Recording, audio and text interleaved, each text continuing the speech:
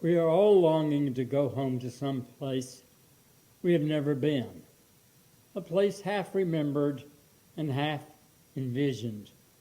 We can only catch glimpses of from time to time.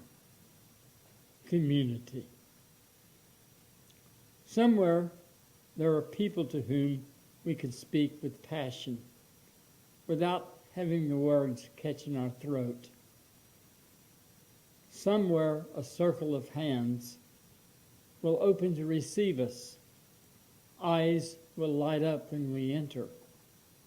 Voices will celebrate with us whenever we come into our own power. Community means strength that joins our strength to do the work that needs to be done. Arms to hold us when we falter, a circle of healing, a circle of friends, some place where we can be free.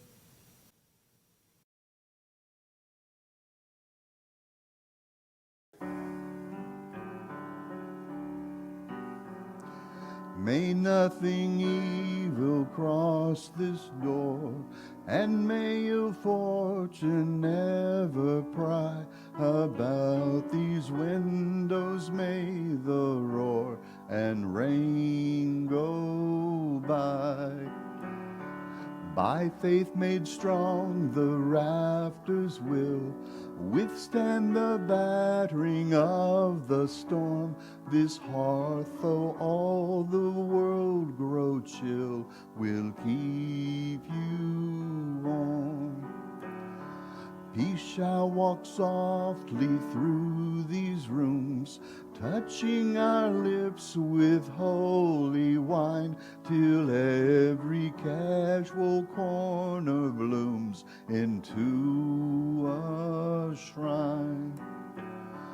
With laughter drown the raucous shout, and though these sheltering walls are thin, may they be strong to keep hate out and hold love in.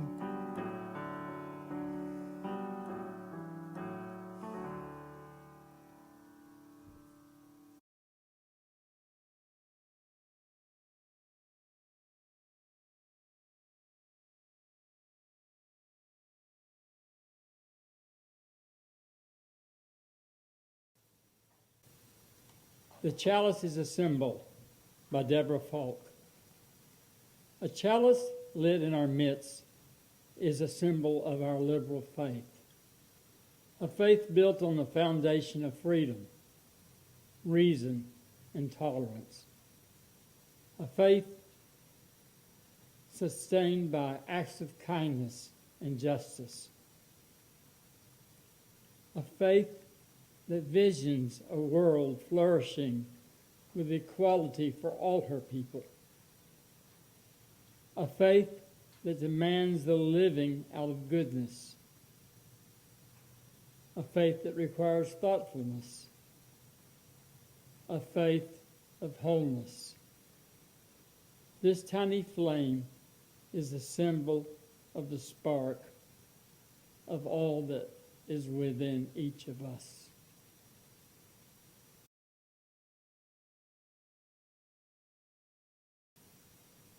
Love is the spirit of this church, and service is its law.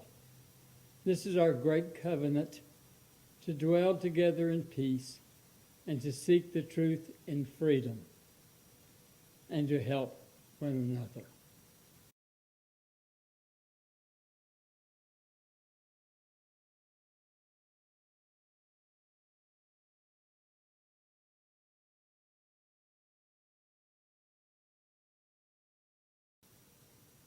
It is strange to use the word communion within a Unitarian Universalist context, but it is indeed the perfect description for what we do one Sunday a year.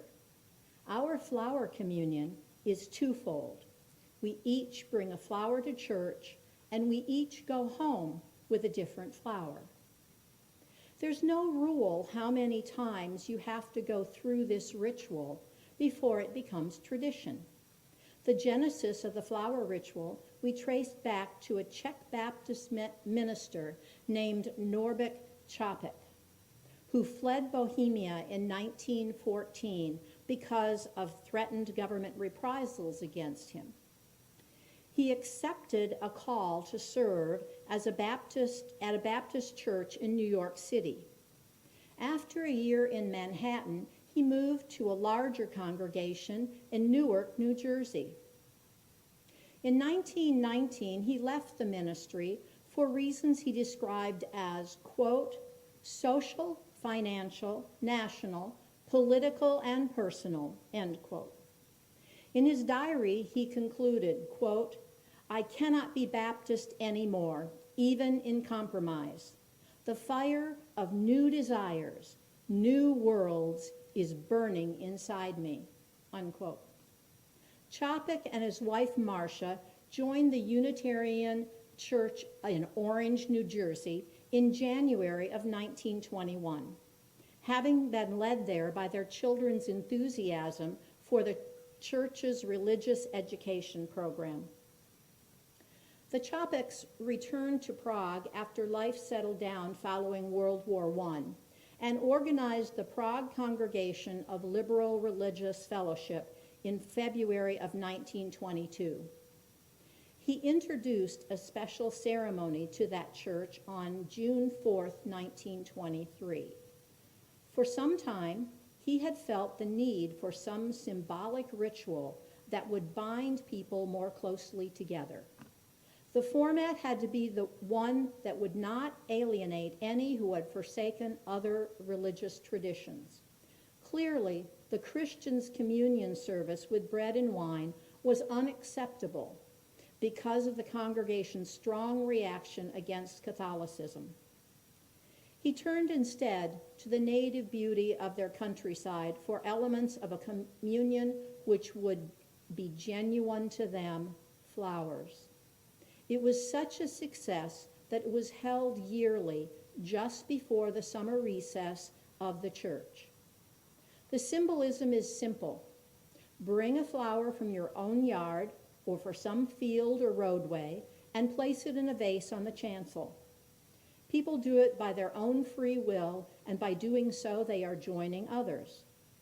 The vase that contained all the flowers was a symbol of the United Church Fellowship. After the service, as people left the church, they went to the vase and each took a flower, other than the one they had brought.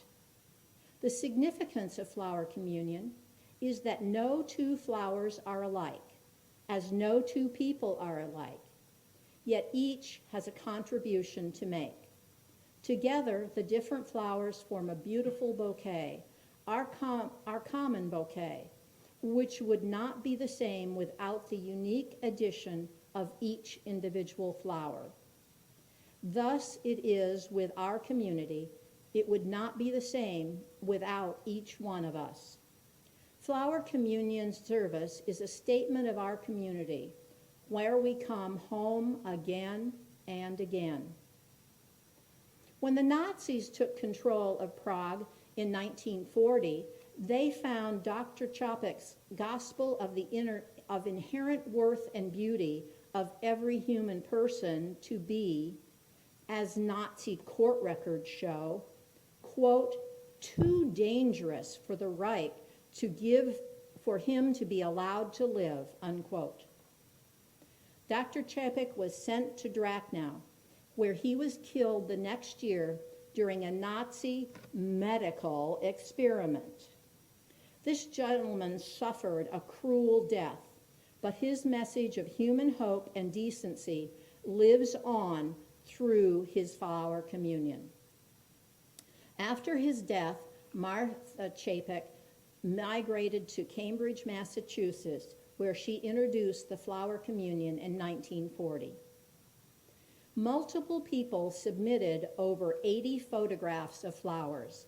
Since it would be a little weird to offer the traditional flower communion prayers to a video, the worship team decided we're going to devote this morning's flower communion assembly to share the photos people sent in interspersed with selected songs and poetry.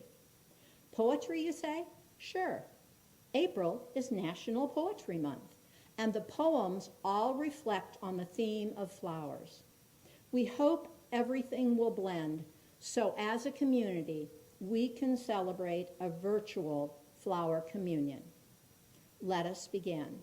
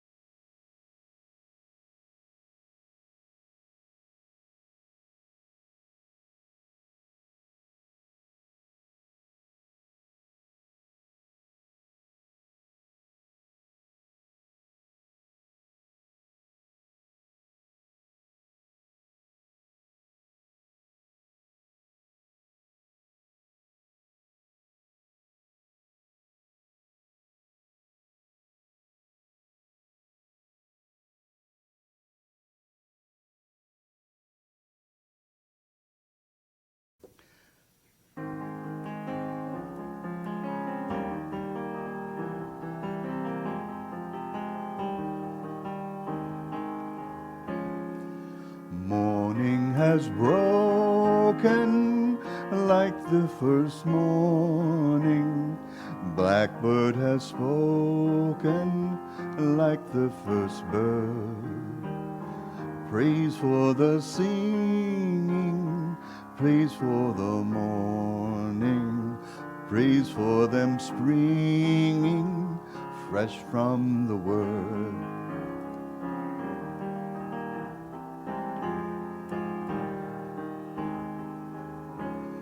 Sweet the rain's new fall, sunlit from heaven, like the first dew fall on the first grass.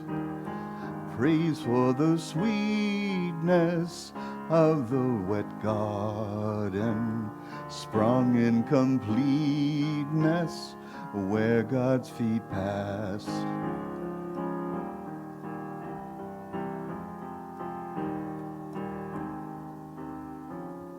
Mine is the sunlight, mine is the morning, born of the one light Eden saw play.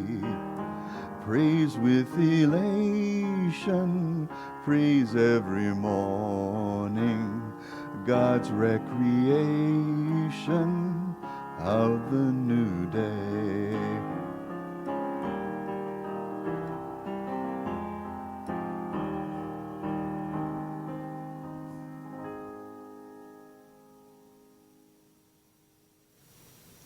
Here are some poems for our flower communion. No Hothouse Flowers by Lisa Doge. No hothouse flowers these, bred for perfection, dyed and trimmed and arranged to order, clothed in ribbon and bows, not these. No, these are hardy, raw, and wild. Grown under the sky, they've weathered the wind and the rain and the heat. These draw nutrients from the neighborhood soil and energy from the sun.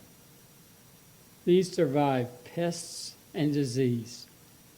These grow where they are planted by loving hands, or the whim of birds, or the caprice of the breeze. These have petals washed by dew, glowing with the colors of the hills, the sea, the prairies, and the rocks. Their delicate perfume carries in it the fragrance of earth. No, not perfect these, only holy, a blessing to the eye and heart and soul.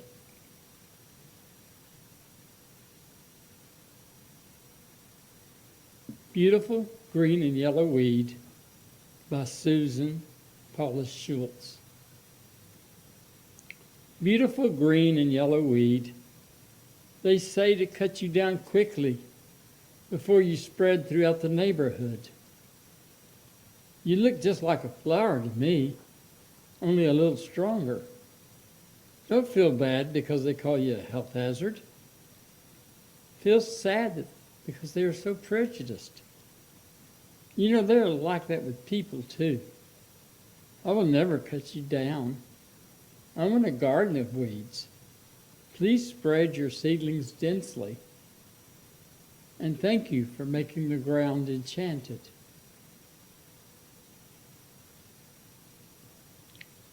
When I Am Among the Trees by Mary Oliver. When I am among the trees, especially the willows and the honey locust, especially equally the beech, the oaks and the pines, they give off such hints of gladness. I would almost say that they save me, and daily. I'm so distant from the hope of myself, in which I have goodness and discernment, and never hurry through the world, but walk slowly and bow often. Around me the trees stir in their leaves and call out, "Stay a while." The light flows from the branches, and they call out again. It's simple, they say, and you have to come into the world to do this, to go easy, to be filled with light and shine.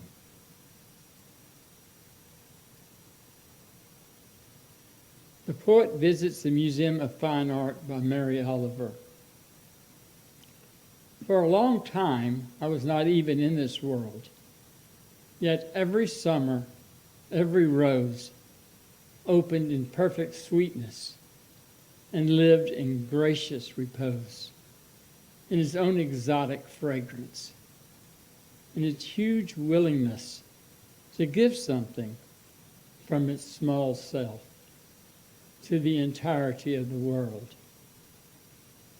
I think of them, thousands upon thousands, in many lands, whenever summer came to them, rising out of the patience of patience, to leaf and bud and look up into the blue sky, or with thanks into the rain that would feed their thirsty roots latched into the earth, sandy or hard. Vermont or Arabia, what did it matter? The answer was simply to rise in joyfulness all their days. Have I found any better teaching? Not ever, not yet. Last week I saw my first bite of chili and almost fainted. And if I could, I would paint like that. But I'm shelved somewhere below with a few songs about roses, teachers, also of the ways toward thanks and praise.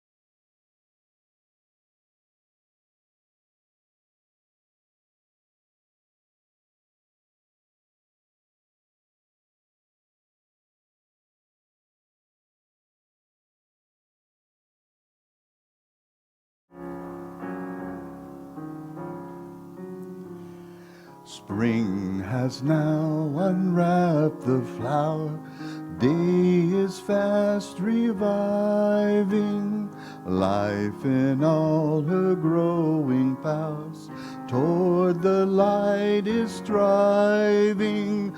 Gone the iron touch of cold, winter time and frost time, seedlings working through the mold now make up for lost time. Herb and plant that winter long slumbered at their leisure now be stirring green and strong, find in growth their pleasure. All the world with beauty fills, gold the green enhancing. Flowers make glee through among the hills, set the meadow dancing.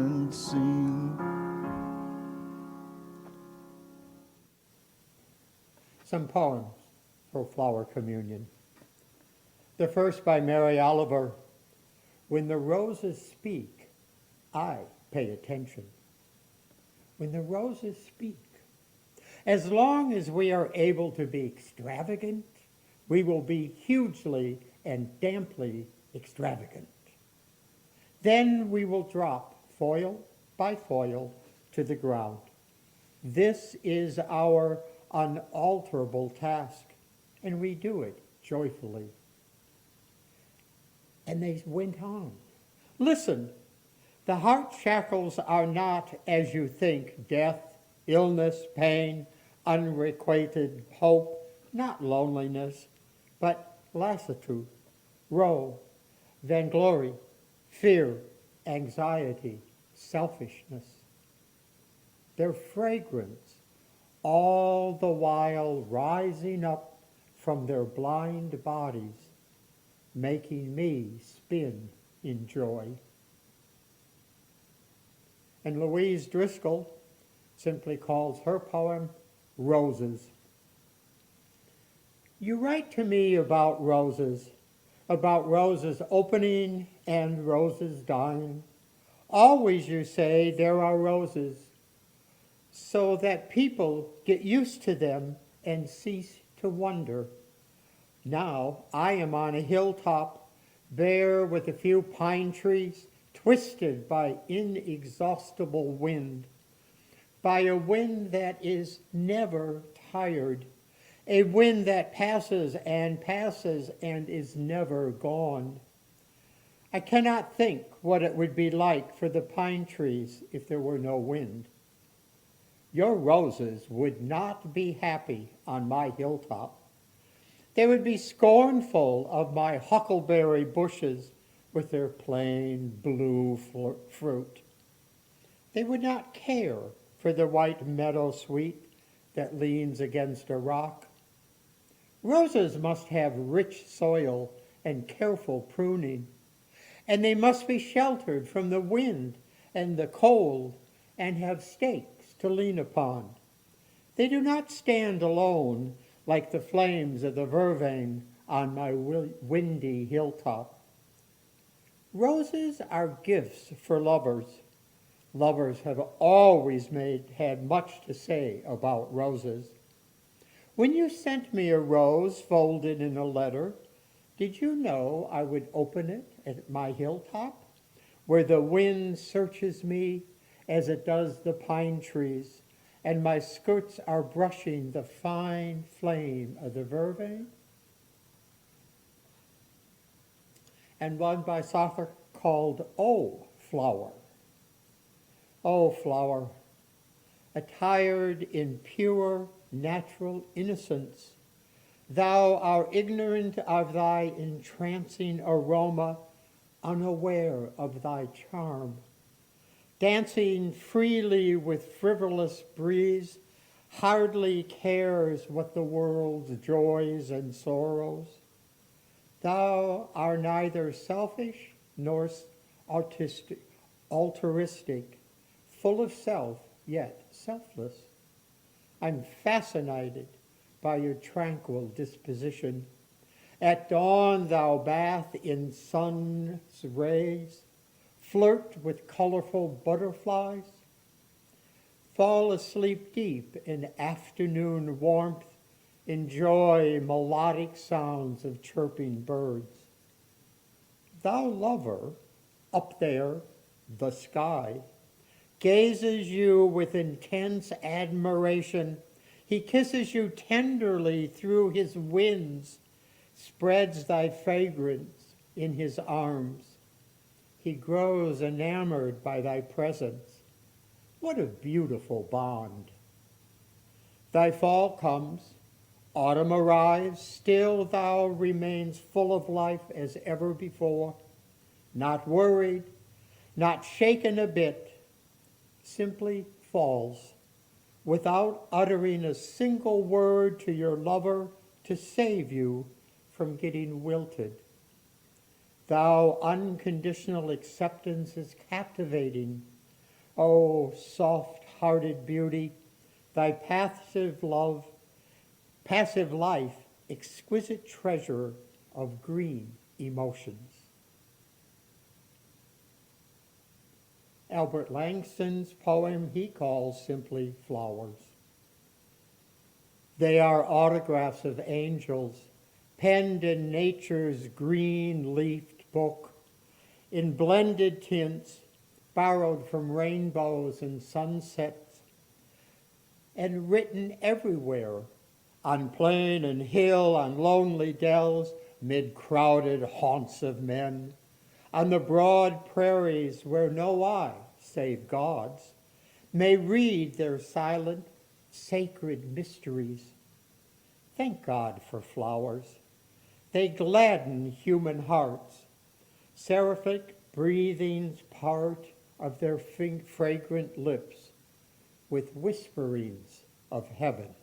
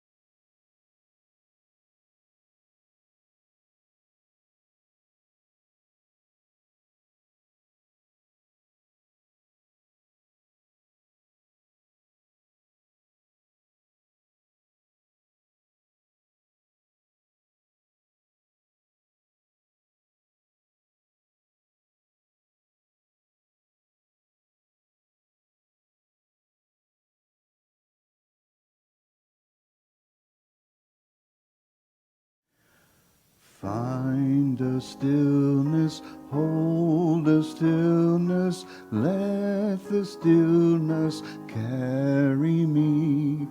Find the silence, hold the silence, let the silence carry me.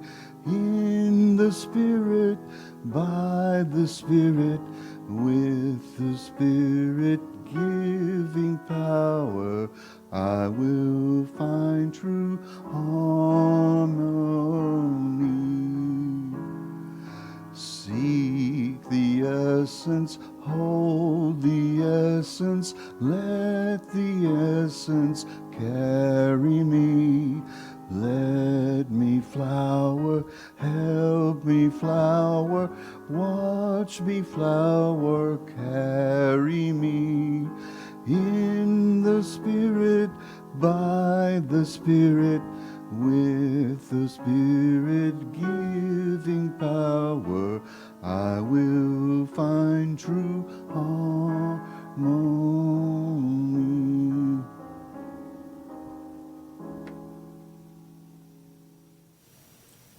This is a lengthy poem by Mary Oliver. It's called On Thy Wondrous Works I Will Meditate, Psalm 145. Verse 1. All day up and down the shore, the fine points of the waves keep on tapping whatever is there. Scatter of broken clams, empty jingles, old oyster shells thick and castellated that held once the pale jewel of their bodies. Such sweet tongue and juice. And who do you think you are sauntering along 5 feet up in the air, the ocean of blue fire around your ankles, the sun on your face, on your shoulders, its golden mouth whispering, so it seems, you. Verse 2. Now the afternoon wind, all frill and no apparent purpose, takes her cloud-shaped hand and touches every one of the waves so that rapidly they stir the wings of the eiders, they blur the boats on their moorings. Not even the rocks, black and blunt, interrupt the waves on their way to the shore, and one last swimmer, is it you? Rides their salty infoldings and outfoldings until peaked, their blue sides heaving, they pause, and God whistles them back, and you glide safely to shore. Verse 3. One morning, 100 pink and cylindrical squid lay beached, their lacy faces, their gnarls of dimples and ropey tentacles limp and powerless, as I watched the big gulls went down upon the sweetest trash, rolling like the arms of babies through the swash. In a feathered dash, a snarl of delight, the beaks fell grabbing and snapping. Then was left only the empty beach, the birds floating back over the waves. Verse 4. How many mysteries have you seen in your lifetime? How many nets pulled full over the boat's side, each silver body ready or not falling into submission? How many roses in early summer uncurling above the pale sands, then falling back in unfathomable willingness? And what can you say? Glory to the rose and the leaf, to the seed, to the silver fish. Glory to time and the wild fields, and to joy, and to grief's shock and torpor, its near swoon. Verse 5. So it is not hard to understand where God's body is. It is everywhere and everything.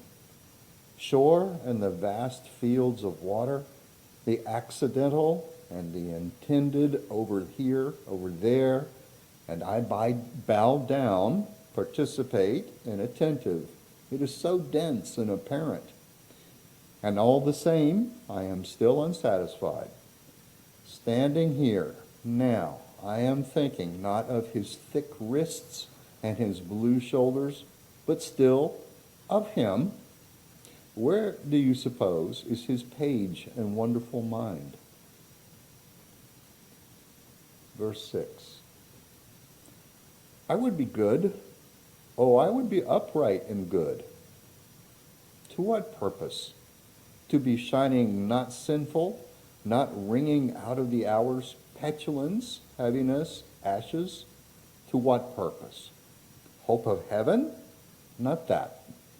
But to enter the other kingdom, grace and imagination and the multiple sympathies, to be as a leaf, a rose, a dolphin, a wave rising slowly, then briskly out of the darkness to touch the limpid air, to be God's mind's servant, loving with the body's sweet mouth, its kisses, its words, everything. Verse 7. I know a man of such mildness and kindness that is trying to change my life. He does not preach, teach, but simply is. It is astonishing, for he is Christ's ambassador, truly, by rule and act. But more, he is kind with a sort of kindness that shines out, but is resolute, not fooled. He has eaten the dark hours, and could also, I think, soldier for God, riding out under the storm clouds against the world's pride and unkindness, with both unassailable sweetness and tempering word. Verse 8. Every morning I want to kneel down on the golden cloth of the sand and say some kind of musical thanks for the world that is happening again. Another day, from the shawl of wind coming out of the west to the firm green flesh of the melon lately sliced open and eaten, its chill and ample body.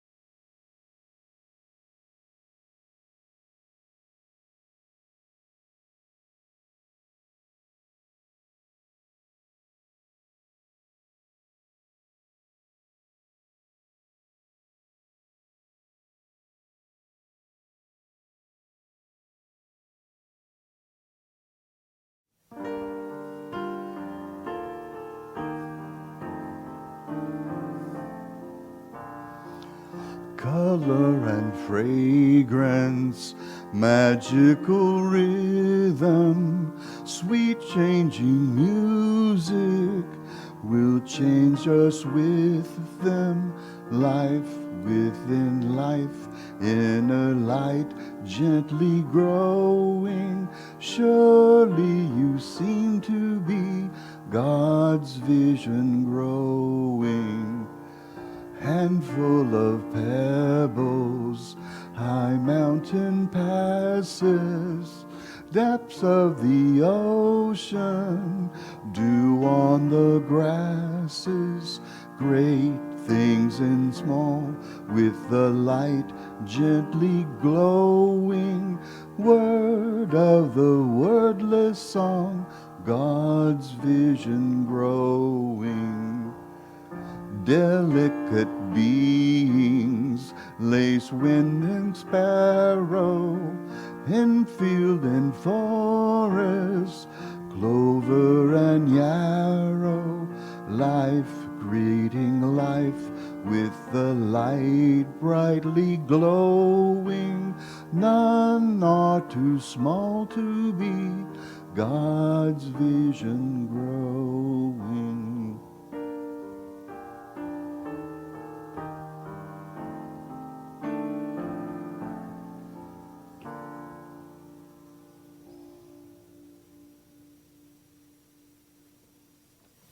Our last group of poetry for this morning begins with Peter Frederick's fourth poetic reflections. Pity the poor dandelion. It is in many ways nature's perfect plant. with a taproot that grows more than a foot long. It can survive in climates of scorching heat and bitter cold. Its tender young greens make a tasty addition to any salad, or they can be boiled like fiddleheads or as a tea infusion.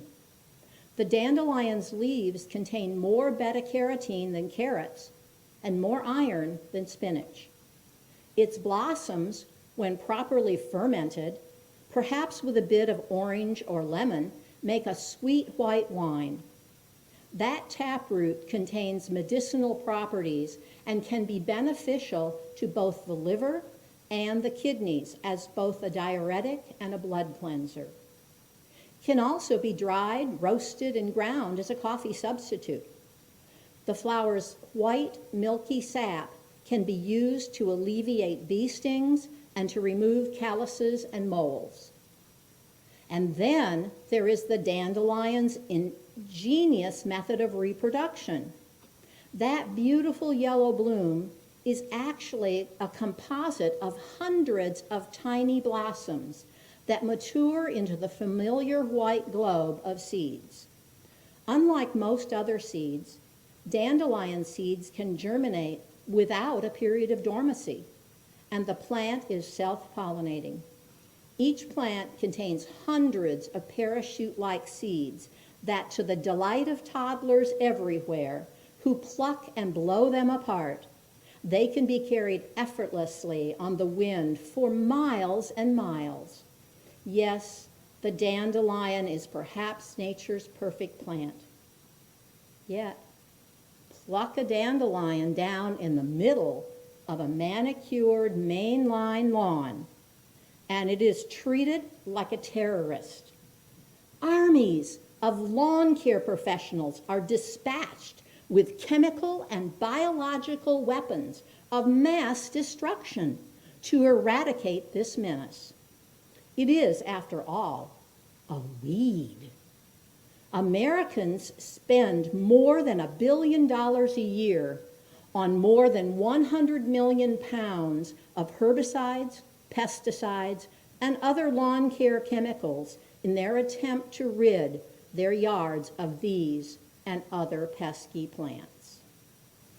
My second poem this morning is I Wandered Lonely as a Cloud by William Wordsworth. I wandered lonely as a cloud that floats on high o'er vales and hills, when all at once I saw a crowd, a host of golden daffodils, beside the lake, beneath the trees, fluttering and dancing in the breeze. Continuous as the stars that shine and twinkle on the Milky Way, they stretched in never-ending line along the margin of a bay. 10,000 saw I at a glance, tossing their heads in sprightly dance. The waves beside them danced, but they outdid the sparkling waves in glee. A poet could not but be gay in such a jocund company. I gazed and gazed, but little thought that wealth the show to me had brought. For oft, when on my couch I lay, in vacant or in pensive mood, they flash upon that inward eye, which is the bliss of solitude. And then my heart with pleasure fills, and dances with the daffodils. My last poem this morning is by Robert Frost. It's called The Tuft of Flowers. I went to turn the grass once after one who mowed it in the dew before the sun. The dew was gone that made his blade so keen before I came to view the leveled scene. I looked for him behind the aisle of trees. I listened for his whetstone on the breeze. But he had gone his way, the grass all mown, and I must be, as he had been, alone. As all must be, I said within my heart, whether they work together or apart. But as I said it, swift there passed me by, on noiseless wing, a wildered butterfly, seeking with memories grown dim or night some resting flower of yesterday's delight. And once I marked his flight go round and round, as where some flower lay withering on the ground.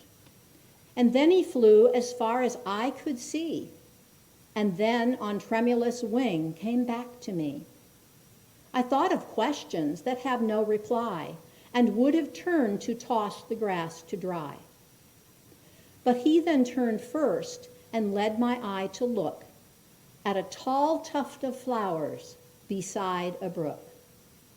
A leaping tongue of bloom the scythe had spared, beside a reedy brook the scythe had bared. I left my place to know them by their name, finding them butterfly weed when I came.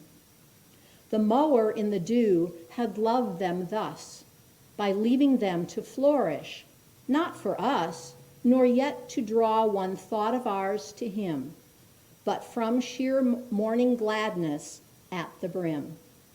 The butterfly and I lit upon, nevertheless, a message from the dawn.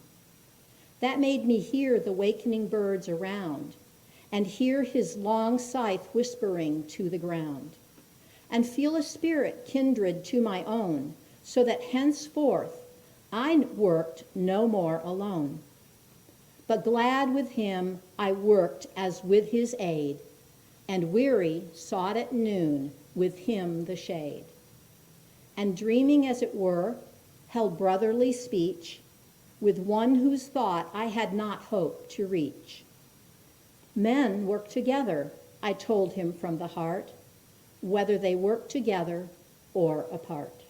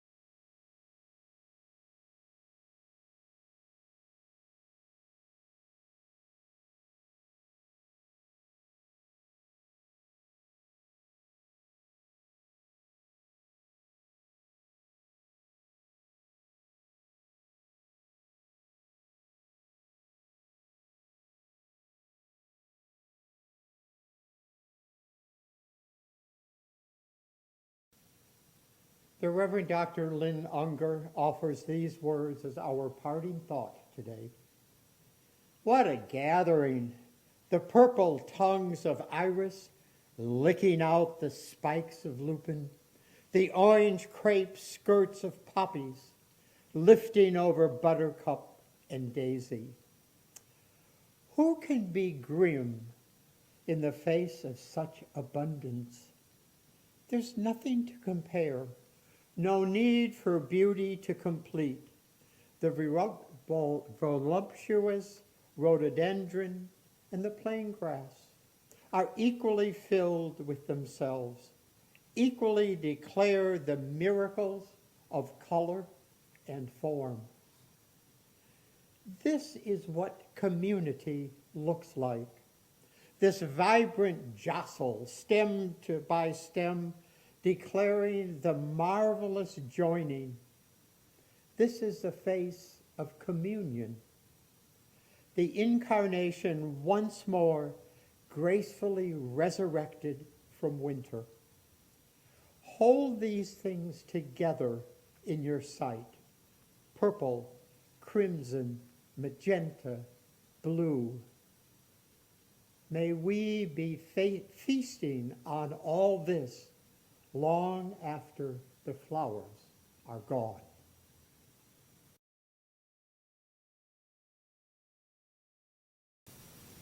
I invite you to join me in extinguishing our chalice. We extinguish this flame, but not the light of truth, the warmth of community, or the fire of commitment.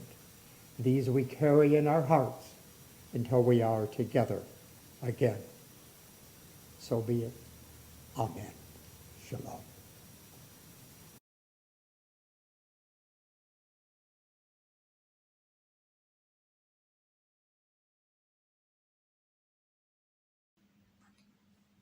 Good morning.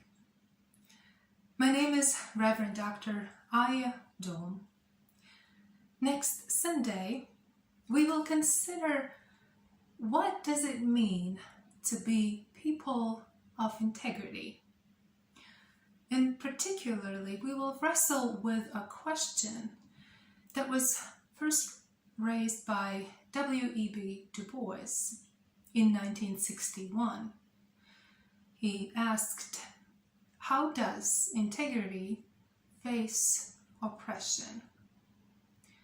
So we'll think about what is our UU response, what we as people of faith and integrity are called to do. I look forward to joining you in worship next Sunday.